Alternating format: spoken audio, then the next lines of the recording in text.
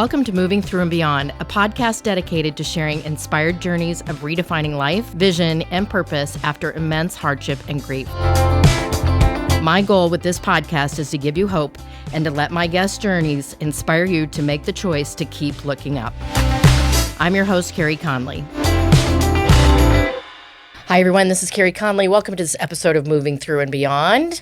I bring on some fabulous people that I I met them once, heard them speak once, and just started stalking them kind of thing because I just love their message. I love what they represent, and I am honored to bring in a new friend of mine, Tori Kruse. I am so excited to be here. Thank you. I knew you'd bring the energy, girl. You're so good. Yeah, so Tori is a speaker, author, stylist. She works with people like me, speakers and coaches and celebrities on their styling to level up their game.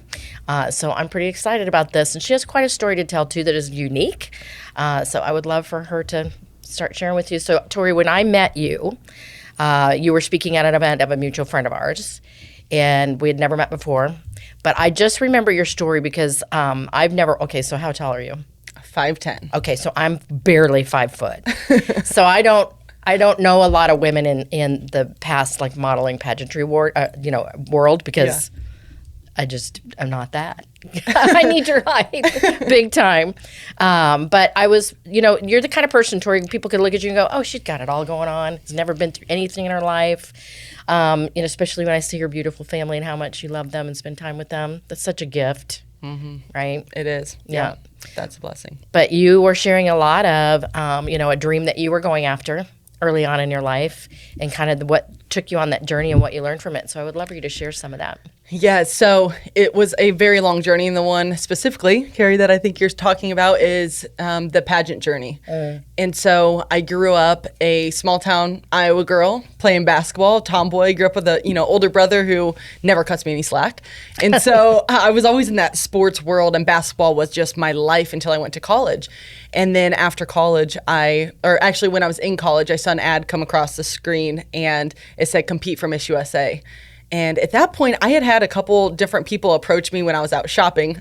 Shocker, I was shopping, right? It makes sense now. Yeah. And approach me and ask me if I wanted to do some modeling jobs, and some agencies started to recruit me. But I never really did it. I never really pursued it. Mm-hmm. But then when I saw this ad come across the screen for Miss USA, I was like, all right, maybe I should try this. So of course, in typical Tori fashion, first call, I call my mom and she's like, go for it, honey, give it a shot. And so I did, and little did I know the journey that would be in front of me of pageantry and just personal development, growth. It ended up being pretty much, from 18 years old to then when I was 27. Wow. Ended up being my entire pageant journey, so we can dive into some of the specifics of that. That's a long journey. It is. It was a journey, ups and downs and challenges and high moments, low moments, and how to persevere and get through all the no's, honestly. Yeah, because you had a lot of that.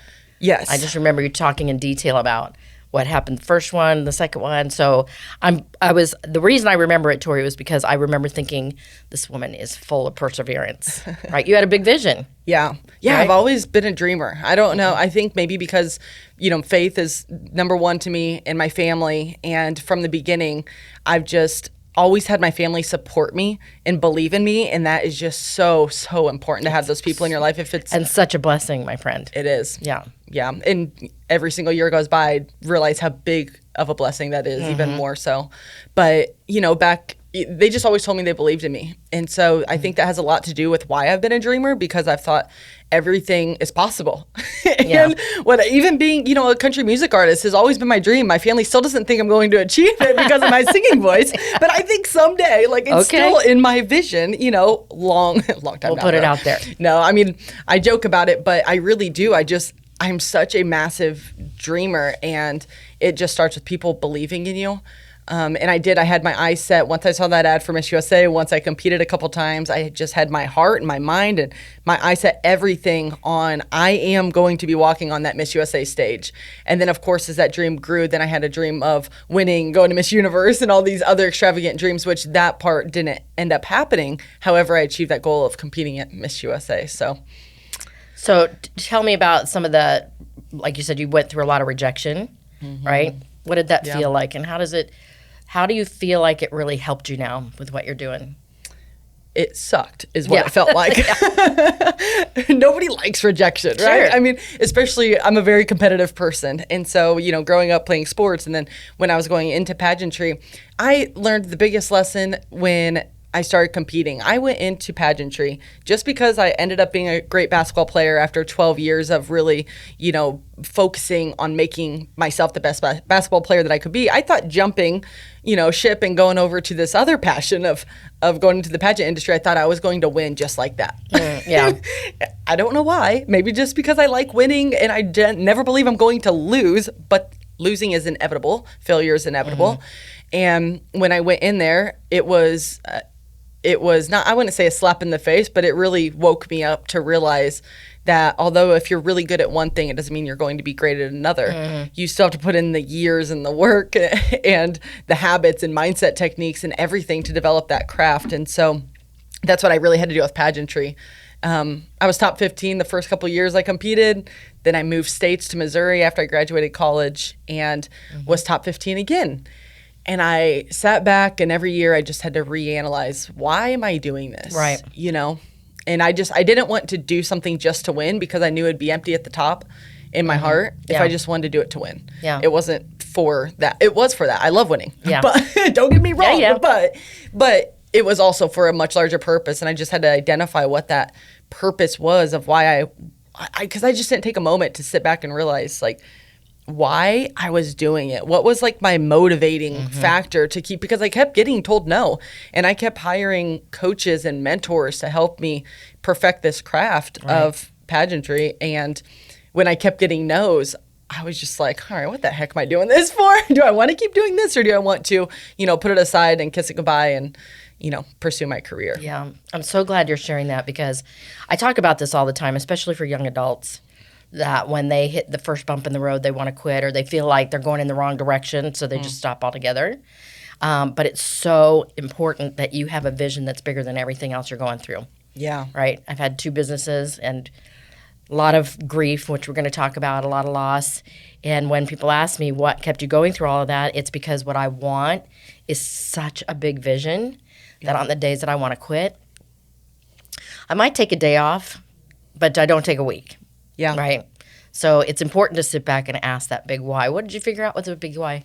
What was the big purpose? At that point, it was just a couple different things, honestly, where it was as a whole, my big why was just to inspire women who couldn't have that opportunity to go on the stage. Yeah. And so I said, I'm not going to cry on this podcast today, but I got a little choked up when I said that. We talked about this story. You're not going down because then I go with you. We both go down together. Yeah.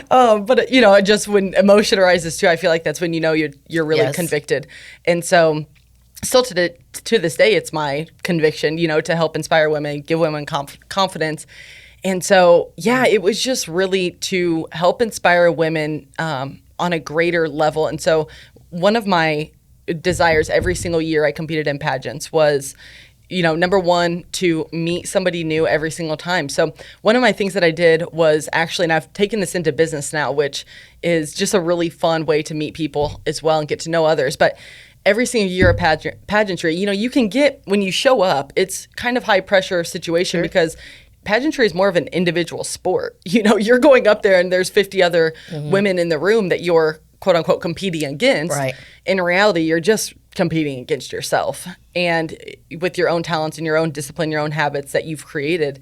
But every single time where we had lunch or we had dinner or we had rehearsal, I would make sure that I sat next to somebody new every single time throughout that day. Even if I made friends, which I always did, I'm a social butterfly, but I always made friends with people. But then I was like, don't take offense to it. I just really want to get to know everybody here. And so I just made it a point to sit down and there's a lot of people, especially if it's their first time competing, that were really intimidated. Now, I wasn't, winning, so I kept coming back. So I knew a lot of people because there were a lot of us who kept coming. Tori's repeating second grade. Yes. I'm like, welcome back, Tori. Right. I was like, I'm either going to age out or I'm going to win, one of the two, but I'm not giving up. They're not getting rid of me that easily. And so So I just made it, especially like once I was kind of a veteran in the pageant space, and when I kept going back to compete at Miss Missouri, I just made it a point to make other women feel comfortable. And, it's interesting when I look at the pattern of my life, I've always wanted to help other women feel seen. And so that's what I do now with styling, is I help them feel seen. I help them feel even more worthy than what they are, and confident. And that has just been something at the root of who I am and what I've always stood for. Yeah, it's your ministry. It is. It you really saw is. this as a ministry. Yeah. Yeah. So that's what kept you coming back, even when you kept going top 15. But eventually you did become Miss Missouri USA. I did, yes, in 2018. Yeah. And so, that definitely did, keep me coming back were the women and the people that I was meeting, and just that passion. But I definitely wanted to win. And the reason why I wanted to win was because I knew God had gifted me and placed me on this earth to make massive impact. And I have that fire, and I have that zest and energy and desire to just spread a message worldwide, and help people. And I know that's who I am, and I know that's who God called me to be. And so I feel like it's my duty and my right to embrace that. And yes, I've had hard days. I still have hard days. We're human. We always go through those rough patches. But that's what really inspired me. It was okay, you're not giving up yet. I still knew that God was calling me to this level of leadership to be the representative of the state of Missouri and go on to Miss USA, because I just I thought about all the young girls who watch on TV, and they're like, oh my gosh, I can't believe she's doing that.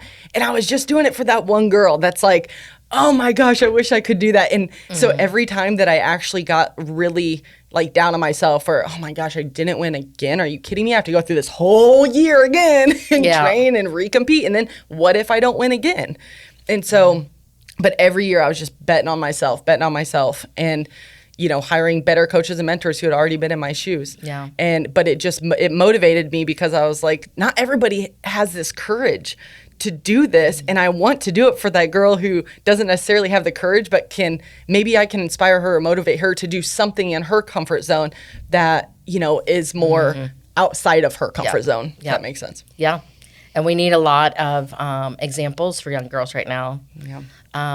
So what happened after the pageant, after Miss USA? I ate about 3 cheeseburgers, pepperoni pizza, ice cream. So would do the same Donuts. thing. Yeah, that's so funny. Yeah. So, that did happen. And then, once I got back into it after about a week, I did. That was actually a really big thing. And I think it goes to show, for any big achievement that you have in life, to take a moment and just take it in. And not just go on to the next thing. I think just society with this grind culture and social media, we're comparing, and it's if I'm not working right now, then oh my gosh, I'm getting behind, or somebody else is going to get ahead, and that's just much not pressure. It is. It's a lot of pressure, but it's fake.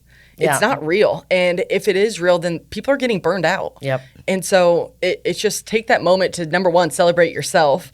And that's what I did. I would take a week or 2 off after pageant season, and I would do, honestly, whatever I wanted to without telling myself no. Yeah. And obviously, in moderation. In moderation. Yeah. But I just, it was kind of my yes season for a second, because I had to be so strict. And I think if you're a business owner, or if you're, starting your career and you're trying to do all these right things, it's okay just to take a minute and breathe and go have fun and say yes to yourself and what you want, and then come back and you're honestly more refreshed and revived. So, yeah.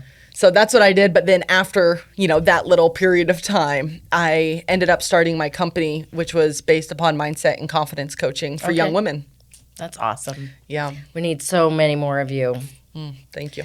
So I know that you also shared a part of your story about a relationship that you were in. Was this happening at the same time that you were? Yes. Okay. So which was pretty wild, actually, because it felt like I was living 2 lives. When I was Miss Missouri USA, I was dating my college sweetheart, where I was like, oh my gosh, he's for sure going to be my husband. We had been talking on and off for 7 years. Finally, we started dating. Ended up being 2 full years that we dated consistently. And I was like, okay, I really thought this was going to be it. I'm definitely a hopeless romantic too. Let's be honest. The Hallmark movies over Christmas time, I'm a sucker for this stuff. But I really thought our lifestyles were the same. We just really clicked. We had a lot of fun together. And so we started dating, and it was actually, I was crowned Miss Missouri. And then I was dating him this whole time, and it was really amazing. It was really beautiful. And then all of a sudden it wasn't. And then I just realized I started losing myself. And I would wake up in the morning and I would put on my crown and sash and I would walk out the door to an appearance and have to put this front on and this image and just like be the part. When I walked over, to like the Veterans Hospital, it was interacting with these people and it lit me up and I felt like I was living out my purpose. Well, then I would go back home and then it was just not a healthy environment. And it just wasn't uplifting. Yeah. And so I realized that after some time I was starting to lose myself and like lose my zest, and I was just emotionally drained, emotionally exhausted. And I realized I wasn't being authentic I was training girls on mindset and confidence. Yeah. And at that time I was training them, but then I would actually get off that Zoom call or phone call and I would just start crying. Yeah. I had no idea why. And then all of a sudden I'm like, this is not right. And I've always been one of those people that I'm the same if you meet me, on the streets at a restaurant or something like that, or, behind the scenes. And I just felt like I was living two different lives. And when I identified that and I realized the root cause of it, of the relationship being unhealthy, then I was like, you know what? I have to do everything to remove myself from this, or I'm never going to live my purpose and my calling that God has for me, because I just wasn't functioning at my highest emotional capability. I'm glad, excuse me, I'm glad you're bringing that up too, because I think there are a lot of women like this, Tori, that have a face for this, one thing. Yeah. And then on the other side, they've got something toxic happening, right? Either unhealthy habits or relationship. And it becomes where you have to just become aware of what you weren't aware. Yeah. So you just taking the time to go, what's happening here? Why isn't it feeling right? Is one thing. Step number one is the awareness, right? Yeah. But the second thing you did is something that was very courageous, I think, that a lot of women don't do. And that is taking the step to take care of yourself first. Yeah. Right? Yeah. Yeah. Yeah, I would say that's the hardest part right there. I mean, because we can know that something's not right, but then to just take that next step and actually take action on it, right? Whole different ballgame. Yeah. I mean, at that time we were actually living together. And so it was just, my whole life was that, and it was a very lavish lifestyle that we were living. And so on top of that, then your lifestyle might be adjusted a little bit. And so but am I willing to bet on myself, or am I willing to bet that this relationship is going to change? And sadly, I didn't think it was going to change. Yeah. And so then I did not do it on my own. I actually found a counselor, a therapist. I was going to ask you what helped you get through that. Yeah, I found a therapist in the area, a Christian therapist, actually. And I just started talking to her about it. And she gave me a backbone to, just reassurance, okay, you're not crazy. Because that was the immediate feeling. I was like, that I felt like I was the crazy one. Yes. And so she was like, you're not crazy. She just basically validated what my feelings were, and that it really wasn't going to change. Right. And I was like, dang it. Yeah. Thought this was it. Yeah. Well, I don't know if this was a narcissistic relationship, but if you're in a relationship that is similar to that, where they can turn it around and make you feel like you're the one, you're the problem. Yes. Right? And I understand that more than you know. Yeah. And it's hard to get out of that situation because you want to cling to the identity of the relationship, the lifestyle, the love you had in your life. I'm sure there was a big grieving process afterward. Yeah. Right? That you went through. Yeah. Which is also hard, but got therapy. I'm sure your family supported you 1,000%. Yeah. They probably even, I'm going to guess, were starting to see that before you saw that. Yeah. They definitely did. Yep. Yeah. They brought a couple things to my attention. Yeah. And I was like, okay, well, let me do some research. Yeah. And knowledge is power for me. Yes. Knowledge is power. So when they brought a couple things to my attention, I ended up going right to Barnes & Noble in typical Tori fashion, finding a book and finding something to just learn about this situation instead of I don't like just putting names on something or, I like to really have the evidence and the knowledge and the facts behind it. And so I picked up a book at Barnes & Noble, and I tell you what, I was there for 5 hours, and I just read this book, and I was like, I did not know there was a name for this. Yeah. Everything was like, oh my gosh, like I have to get out of this. Like, even though it's going to suck, it's going to be really hard. Yeah. And I don't really want to, but I'm like, why don't I want to? I'm like completely losing myself, like losing my passion and my zest for life. And so I'm like, why don't I? Tori, do you remember? It's called Psychopath Free by Jackson McKenzie. Okay. So the title I'm not like crazy about, but that is what it's called. Okay. And it's just very good if you're feeling like uncertain about your relationship, if you're feeling like you are a little bit crazy or just a lot's being put on you and emotionally you just are kind of all over the place, pick that book up. It is great. And I'm not saying that my ex was a psychopath, but the book but is it gave you that. the context of the relationship that you knew was off. That's all. Yeah, it did. It gave me the emotional strength to identify what was going on and how I could possibly, remove myself from the situation. And so, it gave me a lot of strength. And then that's when I went to my therapist and we created an exit plan. And it was hard. Like, it was really hard. But I wondered about that too. Mm-hmm. I was like, an exit plan. Because I'm sure there was pushback. Yeah. Big time. Yep, definitely. Yeah. It was a process. Yeah. I definitely had to make it a process of kind of getting my things out without even sharing it. Mm-hmm. And so. Totally get it. Yeah. Yeah. And it's a tough situation to be in. And, after I actually talk about this this situation in my book. Okay. And after, I moved my things out. And then I ended up having to handle it in a completely different way than I would ever handle any other relationship because the situation was not a healthy situation. Right. And so my exit plan was very unique and very different than anything else, but it was how I had to do it, and it wasn't with much communication. Yeah. But I had to do it for me. Yeah. And actually, I think the toughest thing was I was in a friend's wedding, a friend of him and I, and I was in her wedding, and I actually had to say no to it a week before her wedding. Oh, girl. Yeah. So that was like gut-wrenching. Yeah. It still is a little bit because I'm just like, because it's not who I am as a person. Yeah. But it's also like, you know what? Some days you have to just do stuff for yourself. Yeah. Yeah. Yeah, yeah. Well, so how many years ago was that? Let's see, I moved to Arizona right after that, so 2019. Okay. Yeah. I've been going to therapy ever since. I said, man, he's kept therapists in business.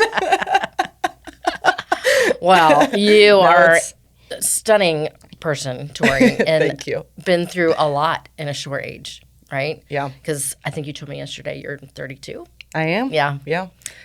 Yeah. And doing so fabulously well. Thanks. So confident, so mature, connected to some amazing people who believe in you 3,000%, right? Yeah. So if there are any other young women who are about your age right now that are still struggling with confident issues, relationship issues, following their own heart and their own vision, what would you tell them to do? A big thing is surrounding yourself with the right people. And oftentimes, if you can always tell how your confidence is being not adjusted, but affected by the surroundings that you're in. Yeah. And I think also your habits are huge with that. And I mean, I've even cut back on drinking wine. I was telling you this the other day. I was like, I like to have a glass of Cabernet with dinner, right? Yeah. And so, but then it starts to become a habit. And then I realized that other habits, like, working out in the morning starts slipping, which that gives me confidence, is working out and feeling good, feeling healthy about my body. When I'm not feeling as good, then I maybe slip up a little bit on my nutrition. Well, what makes me feel good? Healthy food. Yeah. And then also just showing up and just saying, keeping commitments to myself is also what gives me confidence. And so when I see some habit or, I'll stick with habits right now. Like if I see some habit that's slipping, that's maybe not terrible, right, but it's just not helping me, then that is where I sit back and I just look and I'm like, all right, what habits do I have right now that maybe aren't bad, but they're just not actually serving my highest level self and making me feel like, you just ask yourself, is that one habit making me feel more confident or less confident? And if you don't know, go down that trickle effect of what else it could affect. And then honestly, if you switch that one habit up, there's always something. I feel like we all know what we need to change. Yeah. There's always one thing that we know that is just kind of sticking out there.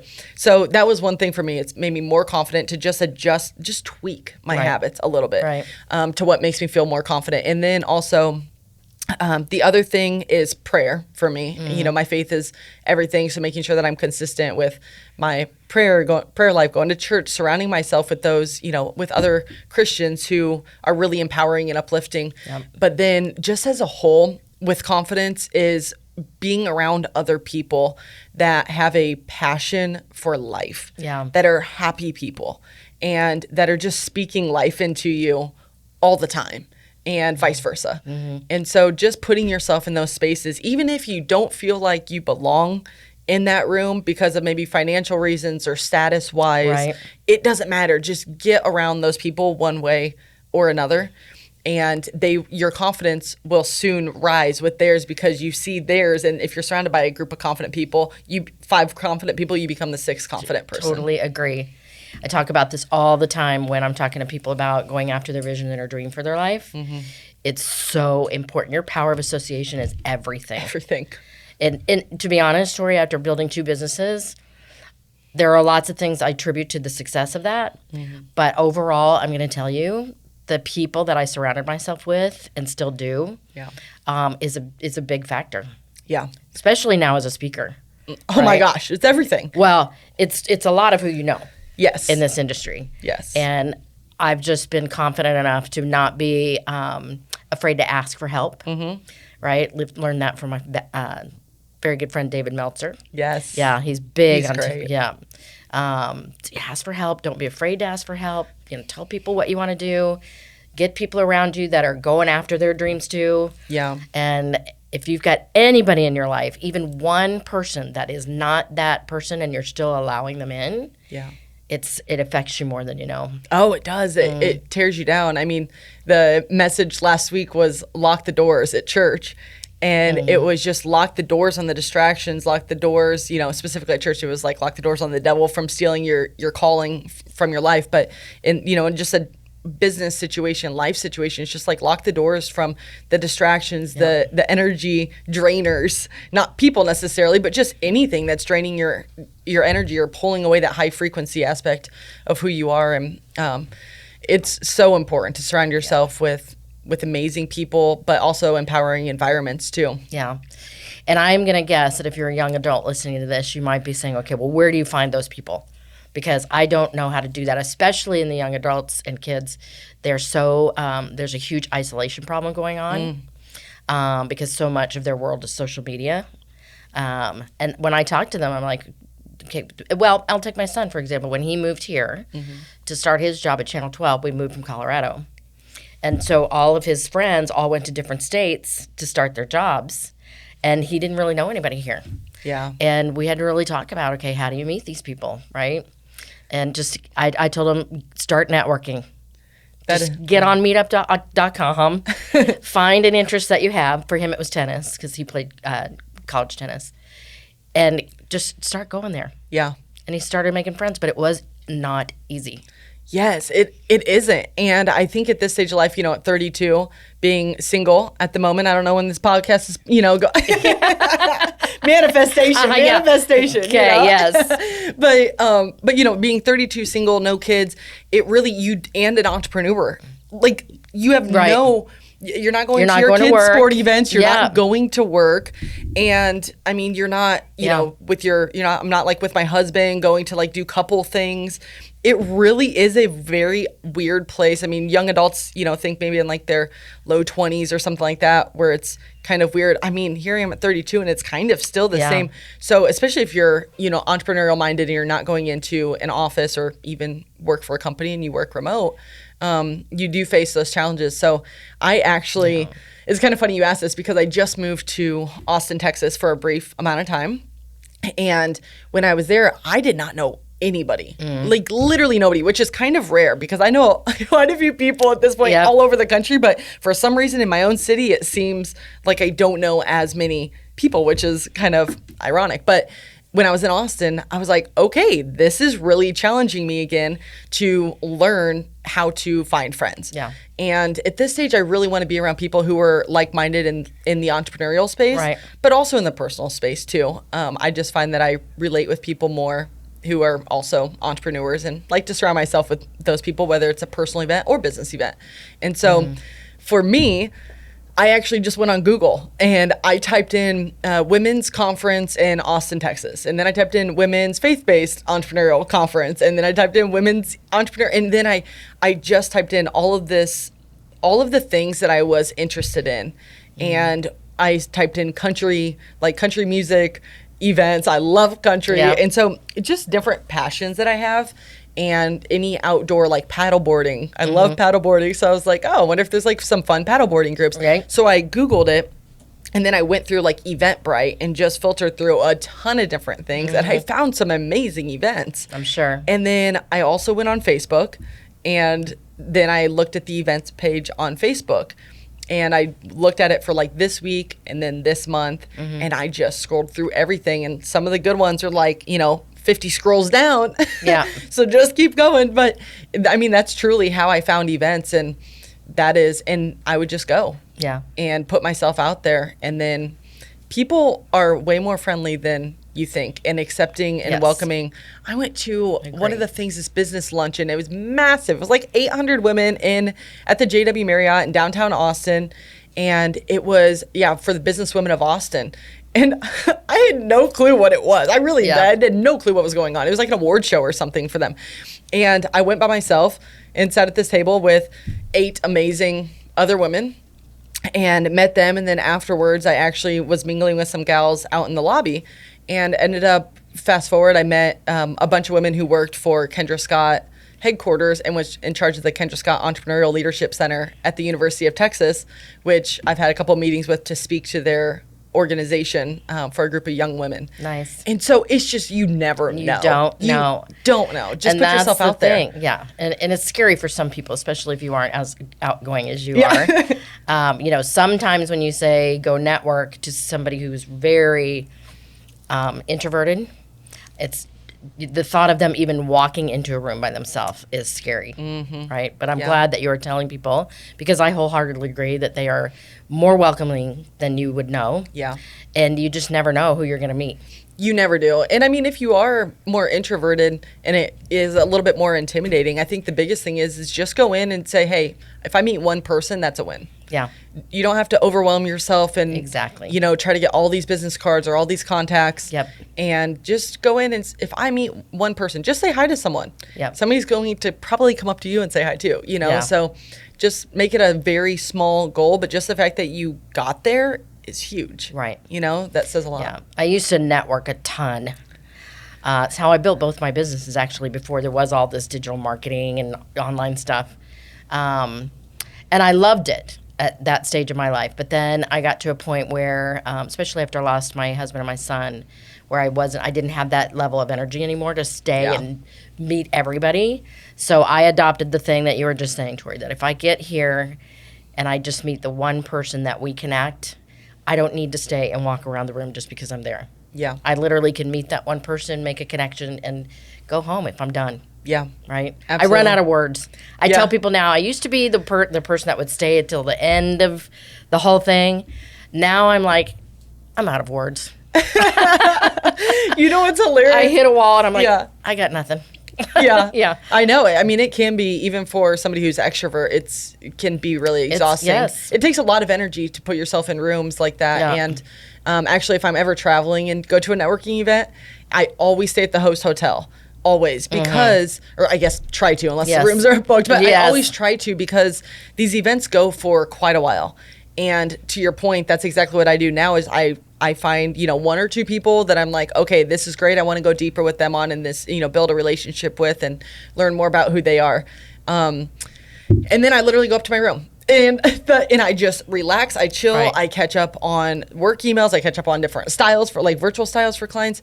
And because I find that I show up better and more refreshed if I am not in the room the entire time. An event host probably would not, like this is not event host promo, but that is something that I do. And then I actually, what I've learned this past year, I used to do the same thing. I would go to the entire event. I wouldn't miss like hardly a minute because I'd be like, oh my gosh, I have FOMO. I might miss something. Yeah. But now I'm like, okay, I'll go to this session and then or this speaker, and then I'll pop out, and then I'll do this and then I'll pop out. But then I always make sure that I show up for like the cocktail hours or not necessarily to have a cocktail, but just to mingle, right? Like that's the time when everybody's the most social and they're not in learning mode anymore. They want to talk. So I make sure that I have enough energy in my tank to go to these more like the after hour get-togethers and parties, because that's where the mingling, that's where the networking happens. Yeah. So it's called organic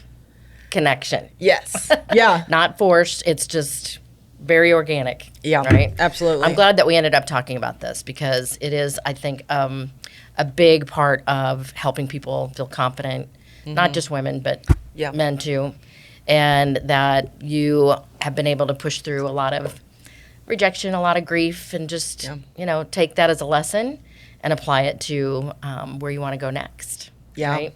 Yeah, definitely. Yeah, every single no always gets you one step closer to your yes. Yeah. So I learned that a long time ago in pageantry, where it was like, you know what? Every single competition, even when I placed second runner-up and then I placed first runner-up. You know how hard that was? Yeah. First runner-up was tougher than placing top 15 because I'm sure. I'm like, I was literally hand in hand. And then they didn't call my name, and it was just like, but I just feel like that was such a lesson for life, where it's like you can get so close and then your name isn't called, and it's just like, but I really feel like your character is truly defined in those moments when you don't win. Right. And it really shows who your true character is and your discipline and perseverance. Yeah. And so I wouldn't give up any of those losses for anything now.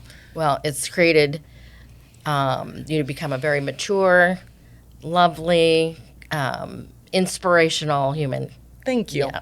Thank you. I'm honored to know you, Tori. Honored to know you too. It's been so much fun and just working together. And everything has been a blessing. Yeah. More to come. More to come. Because we're both going in the same direction. I know. Yeah. Hey, we'll probably share the stage someday. Bring it on. We need more female speakers out there. Yes, we do. I love when men are speaking on stage, and the power, the energy that men bring is just, it's unbeatable.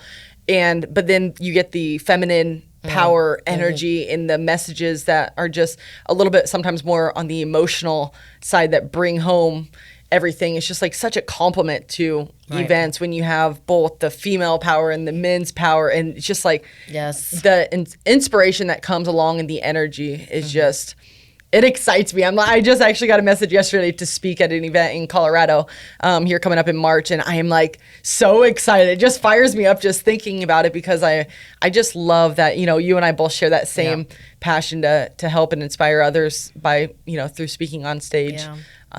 And it's such a beautiful vision and gift that thank God we've been given, right? Yeah. Well, again, I'm honored to know you.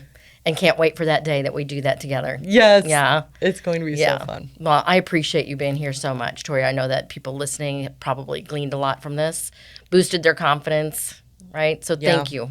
I appreciate you so much. Thank you for having me. I'm so grateful to be here. You'll be back. Yes. Yeah. Thanks, everybody, for listening to this episode of Moving Through and Beyond. I'm your host, Carey Conley, and I'm here to keep reminding you to keep looking up. If you found this episode inspiring or helpful, please share it with a friend or a family member. In order to be successful on this mission, I can't do it alone. Connect with me at www.careyconley.com, and don't forget to sign up for my weekly Do It On Purpose newsletter. Let's build this life-giving vision movement together to end this epidemic, save lives, and create purpose.